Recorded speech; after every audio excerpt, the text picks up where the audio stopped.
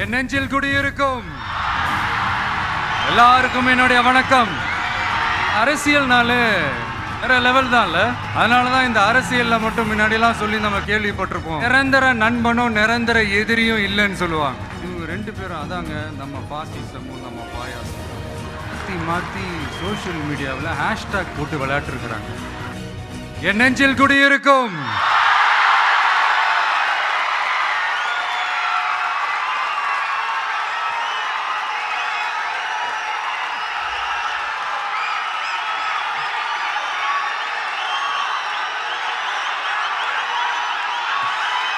என்னுடைய தோழர்கள் தோழிகள்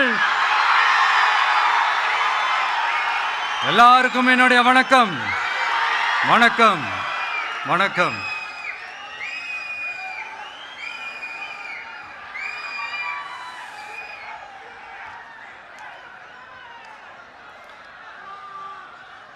இந்த அரசியல்னாலே வேற லெவல் தான்ல.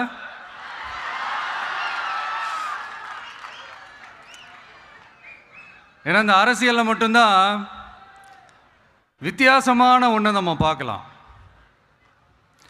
யார் யாரை எப்போ எதிர்ப்பாங்கன்னே நமக்கு தெரியாது.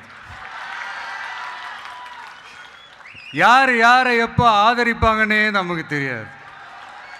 அதை கணிக்கவே முடியாது. அதனால தான் இந்த அரசியலில் மட்டும் முன்னாடிலாம் சொல்லி நம்ம கேள்விப்பட்டிருப்போம், நிரந்தர நண்பனும் நிரந்தர எதிரியும் இல்லைன்னு சொல்லுவாங்க. அரசியலுக்கு யார் வேணாலும் வரலாம், அது ஒரு ஜனநாயக உரிமைன்னு சொல்லுவாங்க. ஆனால் மக்களுக்கு ரொம்ப ரொம்ப பிடிச்சி போன ஒருத்தன் அரசியலுக்கு வரான்னா அதை கண்டிப்பாக நல்லவங்க எல்லாம் வரவேற்பாங்க. ஆனால் ஒரு சில இந்த அதிகார இல்லை அது வேணாம், ஒரு சில பேருக்கு மட்டும் கொஞ்சம் எரிச்சல் வரத்தானே செய்யும். அது இருக்கும் தானே. என்னடா இவன் திடீர்னு ஒருத்தன் என்ட்ரி கொடுத்துட்டானே, இது வரைக்கும் நாம சொன்ன பொய்யெல்லாம் நம்பிக்கிட்டு மக்கள் நமக்கு ஓட்டு போட்டுக்கிட்டு இருந்தாங்களே, ஆனா இப்ப இவன் சொல்றதெல்லாம் பார்த்தா மக்கள் மனசுக்கு ரொம்ப நெருக்கமா வேற இருக்குது.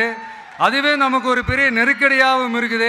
இவனை என்ன பண்ணலாம், என்ன செய்யலாம், எப்படி இவனை இது பண்ணலாம், க்ளோஸ் பண்ணலாம்.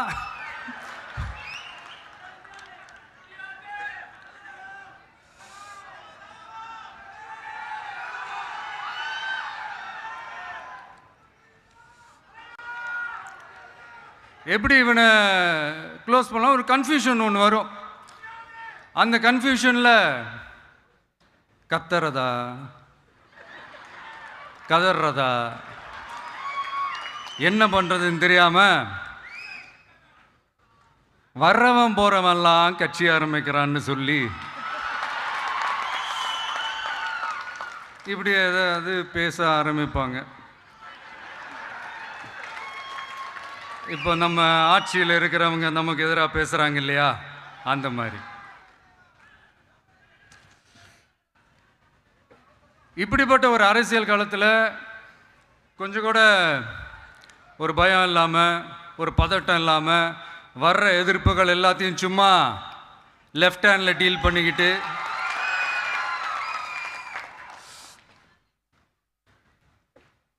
இதோ நம்மளுடைய தமிழக வெற்றி கழகம் முதலாவது ஆண்டை கடந்து இப்போ 2வது ஆண்டில் அடி எடுத்து வைக்கிறோம். இந்த ஒரு காலகட்டம் தான் மிக முக்கியமான ஒரு காலகட்டம். ஏன்னா ஒரு அரசியல் கட்சிக்கு ஒரு பெரிய பலமே அந்த கட்சியினுடைய கட்டமைப்பு தான். அதுதான் அந்த கட்சியினுடைய ஒரு வேறு மாதிரி, ஒரு அடிப்படை பலமே அதுதான். ஒரு ஆலமரம் மாதிரி ஒரு கட்சி ஒன்று வளரணும்னா அதுக்கான அந்த வேர்களும் விழுதுகளும் ஸ்ட்ராங்காக இருக்கணும் இல்லையா.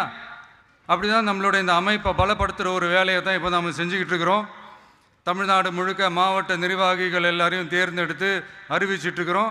இந்த நேரத்தில் நம்ம மேலே ஒரு கம்ப்ளைண்ட், அது என்னென்னா, அதுதான் எனக்கும் புரியல. நம்மளுடைய மாவட்ட நிர்வாகிகள் எல்லாருமே வெறும் இளைஞர்களாகவே இருக்கிறாங்களாம். ஏன் இருந்தா என்ன?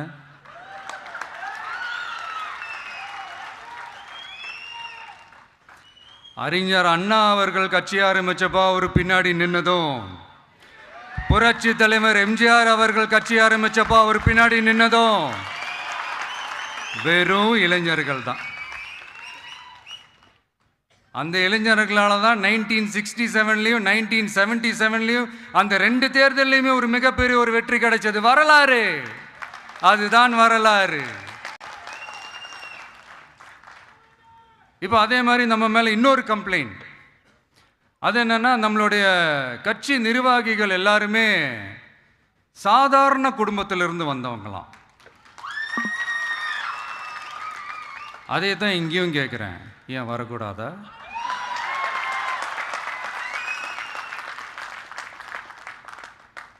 சாதாரண குடும்பத்திலேருந்து வந்தவங்க தான் பெருசு பெருசாக சாதிச்சிருக்கிறாங்க. இன்னும் சொல்ல போனால் நம்மளுடைய கட்சி எளிய மக்களுக்கான கட்சி தானே. அப்படி இருக்கும்போது நம்மளுடைய கட்சி நிர்வாகிகளும் எளிய குடும்பத்தை சேர்ந்தவங்களா தான் இருப்பாங்க. நம்மளுடைய கட்சி ஒன்றும் பண்ணையாறுகளுக்கான கட்சி கிடையாதுல்ல.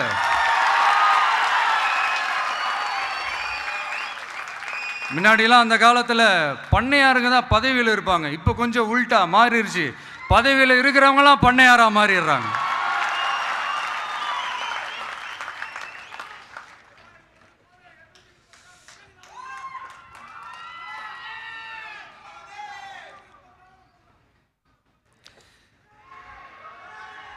மக்களுடைய நலனை பற்றியோ, நாட்டோட நலனை பற்றியோ, வளர்ச்சிகளை பற்றியோ எதை பற்றியும் கவலைப்படாமல் பணம் பணம் பணம், எந்தெந்த வழிகளில் எந்தெந்த ரூட்லலாம்.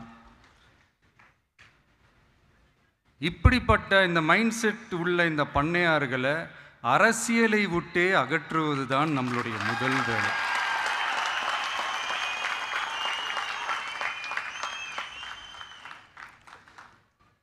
அதை ஜனநாயக முறைப்படி நம்ம செய்கிறதுக்கு தான் 2026 தேர்தலை நம்ம சந்திக்க போகிறோம். அந்த தேர்தலை சந்திக்க ரொம்ப ரொம்ப முக்கியமான விஷயம் பூத் லெவல் ஏஜென்ட்ஸ், BLA அப்படின்னு சொல்லுவாங்க. அது ரொம்ப ரொம்ப முக்கியம். ஏன்னா நீங்கள் பார்த்தீங்கன்னா தமிழ்நாட்டில் அந்த பெரிய பெரிய கட்சிகளுக்கு தான் அந்த BLAலாம் ரொம்ப ஸ்ட்ராங்காக இருக்கும்னு சொல்லுவாங்க. ஒரு அப்ராக்சிமேட்டாக ஒரு 69,000 பூத்ஸ் இருக்குது. அது எல்லாத்துக்குமே பூத் ஏஜென்ட்ஸாக நம்மளுடைய கட்சி தோழர்களை தான் நியமிக்க போகிறோம். கூடிய சீக்கிரமே பூத் கமிட்டி மாநாடுன்னு ஒன்று நடத்த போகிறோம். அன்னைக்கு தெரியும் தமிழக வெற்றி கழகம் எந்த ஒரு பெரிய கட்சிக்கும் கொஞ்சம் கூட சளைச்சதில்லைன்னு. அன்னைக்கு தெரியும் தமிழக வெற்றி கழகம் தமிழ்நாட்டில் முதல் சக்தியா, முதன்மை சக்தியா, பவர்ஃபுல்லாக இருக்குதுன்னு அன்னைக்கு ப்ரூவ் ஆகும். இப்போ புதுசாக ஒரு பிரச்சனை ஒன்று கிளப்பி விட்டுட்டு இருக்கிறாங்க, மும்மொழி கொள்கை.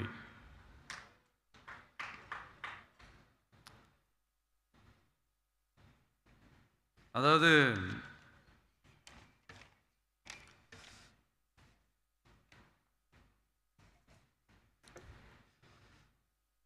இதை இங்கே செயல்படுத்தலைன்னா இந்த கல்விக்கான நிதியை நம்மளுடைய மாநில அரசுக்கு கொடுக்க மாட்டாங்களாம். இந்த LKG UKG பசங்க சண்டை போட்டுப்பாங்க தெரியுமா, அந்த மாதிரி கொடுக்க வேண்டியது அவங்களோட கடமை. இங்கே இவங்க வாங்க வேண்டியது இவங்களுடைய உரிமை. ஆனால் இவங்க 2 பேரும் இங்கே எவ்வளோ சீரியஸாக ஒரு பிரச்சனை ஓடிட்டுருக்கு. இவங்க 2 பேரும் அதாங்க நம்ம ஃபாசிசமும் நம்ம பாயாசமும், அதான் நம்ம அரசியல் இனிமையும் கொள்கை இனிமையும். 2 பேரும் என்ன பண்ணுறாங்கன்னா 2 பேரும் பேசி வச்சுக்கிட்டு இந்த செட்டிங்லாம் பண்ணி வச்சுக்கிட்டு மாற்றி மாற்றி சோஷியல் மீடியாவில் ஹேஷ்டாக் போட்டு விளையாட்டுருக்குறாங்க.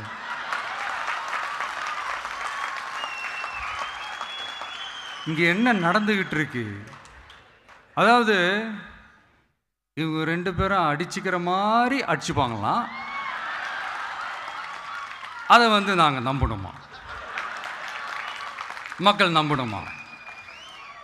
What bro, it's very wrong bro.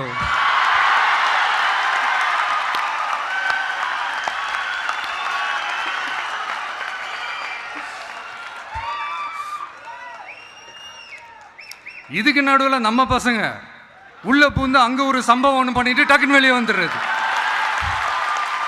TV K for TN அப்படின்னு சொல்லி. யார் சார் நீங்களா? எங்க சார் இருக்கிறீங்க? ஸ்லீப்பர் செல்ஸ் மாதிரி.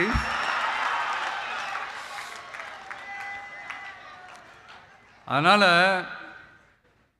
இதெல்லாம் மக்களுக்கு நாம சொல்லி புரிய வைக்க வேண்டிய அவசியமே கிடையாது. அவங்களுக்கே தெரியுதெல்லாம் எவ்வளோ பெரிய ஒரு ஏமாத்து வேலைன்னு. நம்ம ஊர் சுயமரியாதை ஊர். நாம் எல்லாரையும் மதிப்போம், ஆனால் சுயமரியாதையை மட்டும் யாருக்காகவும் எதுக்காகவும் விட்டு கொடுக்க மாட்டோம். நாம் எல்லா மொழிகளையும் மதிப்போம், அதில் மாற்றுக்கிறதே கிடையாது. தனிப்பட்ட முறையில் யார் வேணாலும் எந்த ஸ்கூலில் வேணாலும் படிக்கலாங்க. உனக்கு எந்த மொழி வேணுமோ, எப்போ கற்றுக்கணுமோ, உனக்கு எப்போ தோணுதோ கற்றுக்கலாம். அதெல்லாம் அவங்கவுங்களோட தனிப்பட்ட ஒரு உரிமை. அதுவும் அரசியல் ரீதியாக திணிச்சா எப்படி ப்ரோ?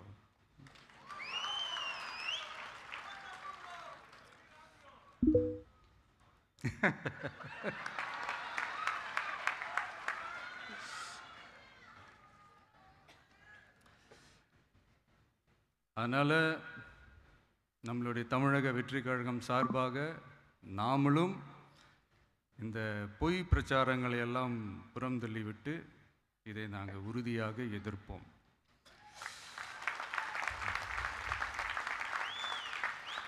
கான்ஃபிடென்ட்டாக இருங்க, நல்லதே நடக்கும், வெற்றி நிச்சயம். மீண்டும் சந்திக்கும் வரை நன்றி.